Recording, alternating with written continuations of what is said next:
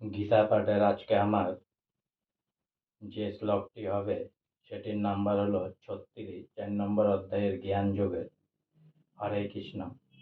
অপি চেষ্যি পাপেভ্য সর্বেভ্য পাপ কীর্তম সবং জ্ঞান প্লবে নৈব বীজিনং সন্ত ঋষ্যসি।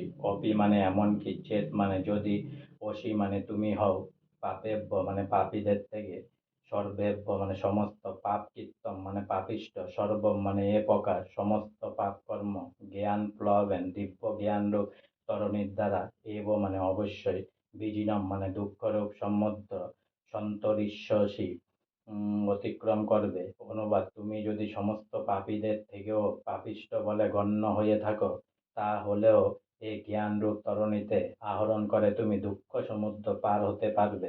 তাৎপর্য: ভগবান শ্রীকৃষ্ণের সঙ্গে সম্পর্কিত হয়ে আমাদের স্বরূপ উপলব্ধি করা এতই মাধুর্যময় যে তা অজ্ঞানতা সমুদ্রে যে জীবন সংগ্রাম, তার থেকে আমাদের সঙ্গে সঙ্গে উদ্ধার করে।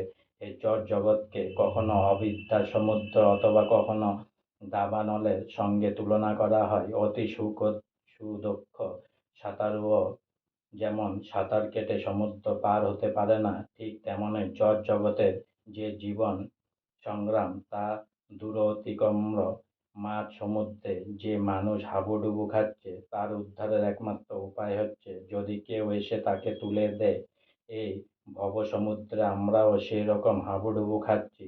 এখন কেউ যদি কৃপা পরবশ হয়ে আমাদের এই ভবসমুদ্র থেকে তুলে নেয়, তাহলে কেবল আমরা উদ্ধার পেতে পারি। ভগবানের কাছ থেকে পাওয়া অপ্রাকৃত ভগবত তত্ত্ব হচ্ছে একমাত্র মুক্তির পথ। এ ভগবত তত্ত্ব জ্ঞান বা কৃষ্ণ ভাবনামৃত হচ্ছে আমাদের উদ্ধারকারী নৌকা।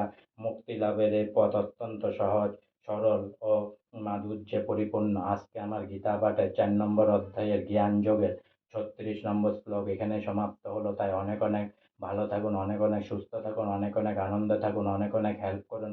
আর সঙ্গে বলুন হরে কৃষ্ণ কৃষ্ণ কৃষ্ণ হরে হরে, হরে রাম রাম রাম হরে হরে, রাধে রাধে।